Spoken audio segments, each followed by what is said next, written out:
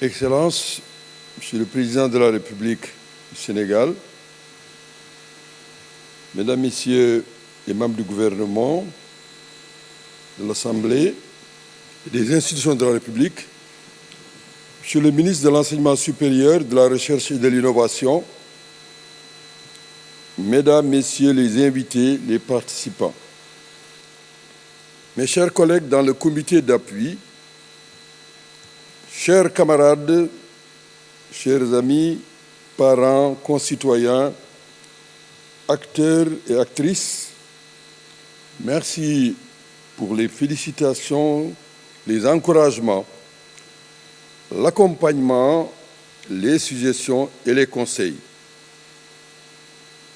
Quels sont les enjeux, les défis dans l'excellente et l'exaltante mission à nous confier?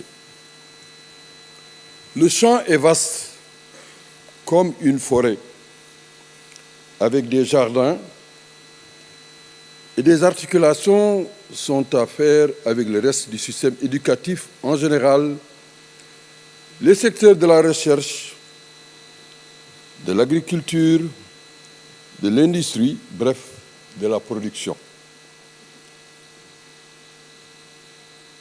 La secousse de Covid-19 nous avait conduit à systématiser ces défis en 11 points.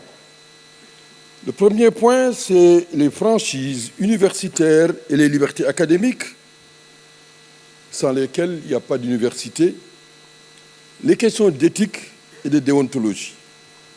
Le deuxième point, c'est les ressources pour l'éducation, la formation et la recherche, ressources humaines, financières, dispositifs institutionnels, recrutement des enseignants, capacitation, performance, évaluation, carrière, retraite, éméritat, etc., etc. Troisième question, le calendrier universitaire pour la formation diplômante et non diplômante. Quatrième question cruciale, la production, l'animation culturelle et scientifique. Cinquième question, l'esprit d'initiative, d'émulation. Le ranking, le classement des universités, ici et ailleurs. Sixième question, c'est l'engagement militant dans le secteur, les enseignants, le personnel administratif et technique, nos chers étudiants. Septième question, la recherche fondamentale et appliquée dans le public et le privé. Et le communautaire, puisqu'il y a des universités communautaires. Huitième question, la troisième mission des universités. Université ouverte, université extension, service à la communauté. La neuvième, c'est la gouvernance des établissements en lien avec l'efficacité, l'efficience, les codes d'éthique et de déontologie. Dixième question, la gestion des conflits, des crises internes et externes. Et enfin, le dialogue et les passerelles entre les éléments de la carte universitaire. Monsieur le Président, Mesdames, Messieurs, tous ces 11 axes seront pris et traités dans les 8 commissions que le comité préparatoire des experts du ministère ont proposées. Et on vous a annoncé que dès lundi, ça commence.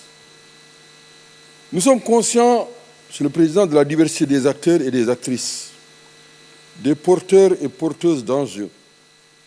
Nous sommes conscients de l'ampleur des attentes. Mais notre expérience dans l'observation, la recherche et l'enseignement des civilisations nous a amenés à tenir compte des interactions entre 5 groupes d'acteurs qui existent au Sénégal et partout dans le monde. Premier groupe, c'est la majorité, les citoyens, la société civile. Deuxième groupe, les travailleurs, les producteurs, avec leur mode et forme d'organisation. Troisième groupe, très important, sans lequel il ne peut pas y avoir de civilisation, les forces de défense et de sécurité. Quatrième groupe, les autorités spirituelles, religieuses et culturelles. Et cinquième groupe, les forces et institutions politiques. Le seul groupe, à ma connaissance, à être présent et actif dans chaque étage est celui des universitaires. Il est donc nécessaire de tenir compte de ce tissu social pour comprendre la configuration de ce que nos ancêtres, il y a cela des millénaires, ont appelé les maisons de vitalité. Nos amis français traduisent maison de vie, mais je ne veux pas créer la confusion, puisque aujourd'hui, maison de vie signifie beaucoup de choses. Ces maisons de vitalité, Père Ancre,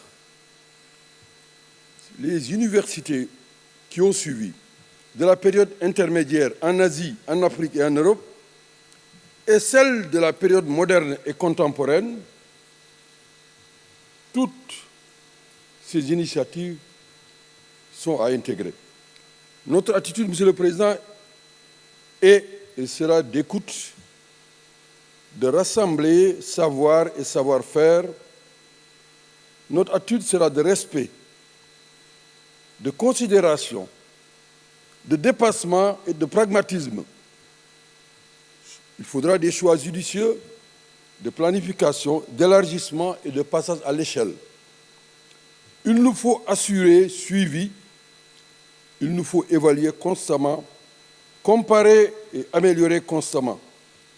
La méthode, à notre avis, qui paye est de passer du simple au plus complexe, du local au national, tenir compte du sous-régional, du régional, de l'international, tenir compte du fondamental, des accélérateurs, facilitateurs. En un mot, ce sera un jeu du dedans et du dehors. Ce jeu permet de chercher et de trouver l'axe qui entraîne le reste. Dans notre groupe, philosophie et mécanique devront faire bon ménage. Il s'agit d'un agenda de transformation systémique, salvatrice. En conclusion, Excellence, Monsieur le Président de la République, chers invités, chers participants, les espoirs nourris et réunis sont des espoirs dialectiques. Il y a des acteurs du dedans et des acteurs du dehors. Parents, apprenants, collectivités locales, États et ses démembrements, les diasporas, oui, les partenaires au développement, nous sommes condamnés à réussir. Ndam li waruñu rëcc. En anglais, et cette chanson, beaucoup de jeunes connaissent, We hope we shall overcome.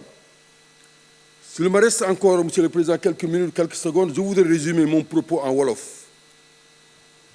maa ngi gërëm ñi ñu wóolu